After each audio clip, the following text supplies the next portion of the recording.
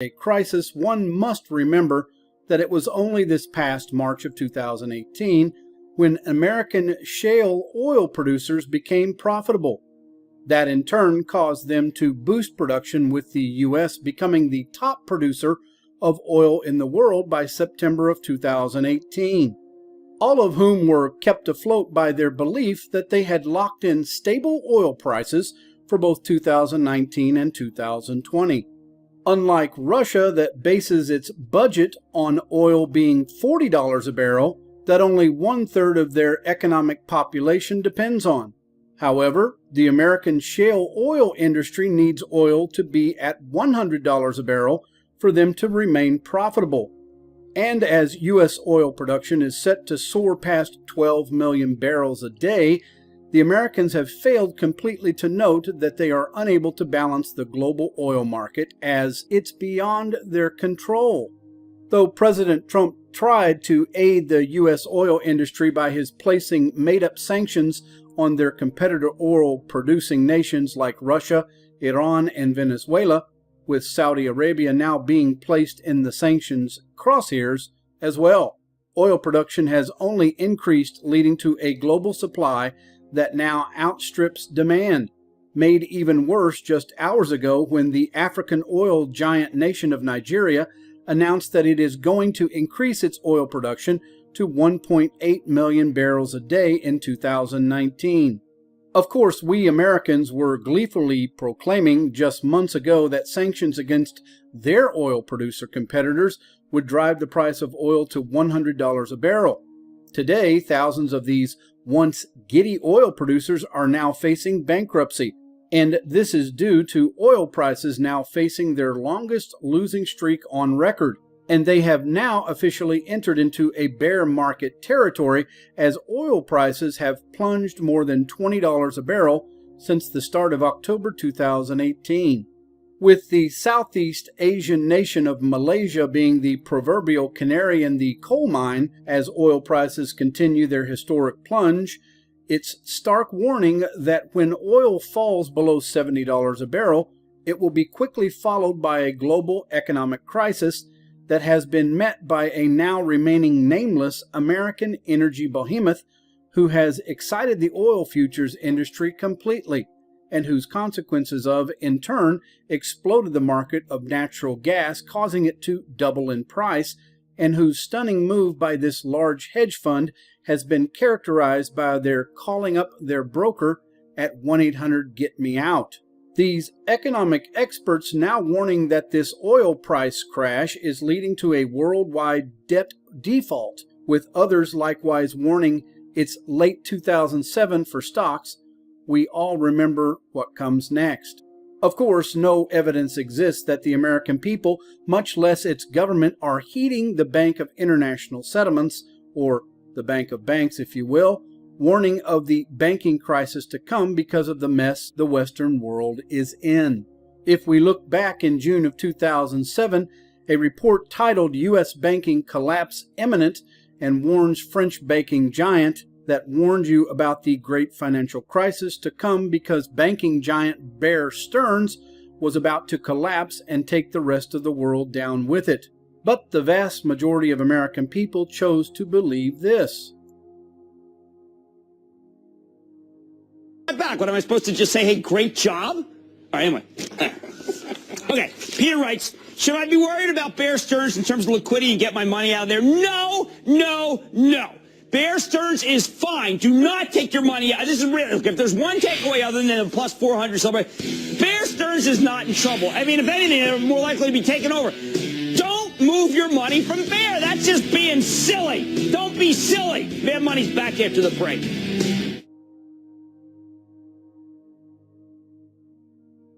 Welcome back, everyone. It's time for Stop Trading. Jim Cramer is here. Jim, lot to talk about today. Bear Stearns first, and I know you and I were just talking in the commercial about this letter that you got. It said, Dear Jim, should I be worried about Bear Stearns in terms of liquidity and get my money out of there? That was from Peter. That was a question to you about a week ago. You replied, no, no, no, Bear Stearns is not in trouble. If anything, they're more likely to be taken over. You were right about that.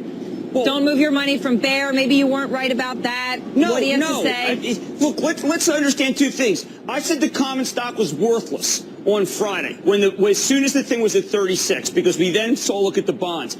If you kept your money at Bear, you made out. You got the liquidity. I mean, look, keeping money at Bear I guess I could have caused a run on the bank and say, take your money out of Bear.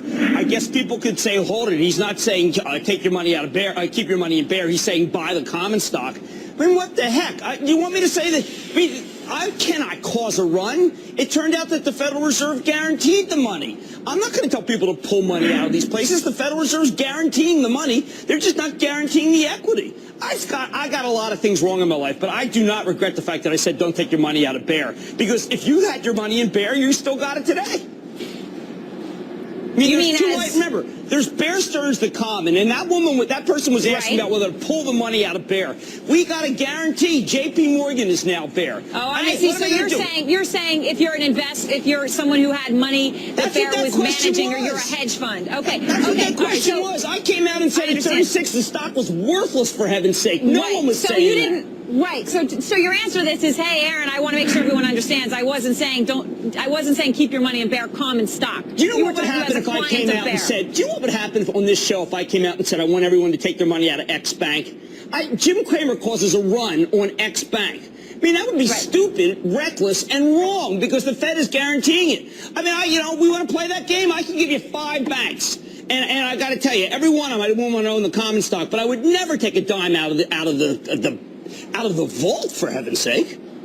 All right. So that there's just enough explain what you Jim meant. Cramer causing a run on X. I'm not going to cause a run on a bank. That's I stupid. just wanted to give you a chance to respond to this because some people might have interpreted your answer I didn't cause a run on Bear. Common. I didn't cause a run on Bear. The Bear common stock I didn't like, but keeping your money at Bear turned out to be 100% right. Everybody got guaranteed by the Fed.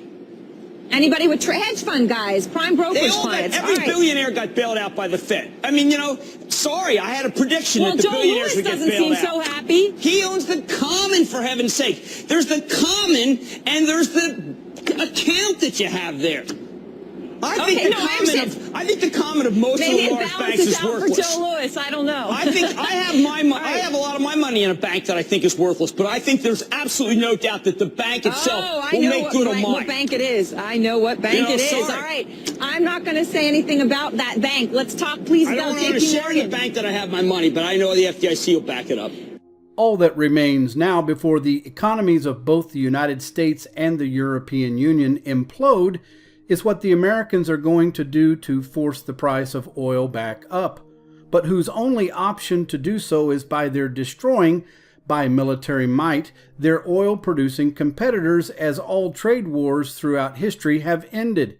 This, from a just-released study presented to the U.S. Congress, shows it may not be the sanest option as the United States has lost its military edge to a dangerous degree and could potentially lose a war against China or Russia. Findings not surprising to Russian military leaders who were stunned to learn how easy it was to jam NATO and U.S. GPS transmissions during their just-ended war exercise, and who, if attacked, would find these Westerners facing virtual walls of nuclear weapons Russia has deployed all along its border with the European Union, and whose best defense, as it was during the last global financial crisis, is Russia's massive gold reserves that have likewise saved countless Americans from financial ruin in 2007 and 2008, but only for those who listened to true things and know today that indeed winter is coming.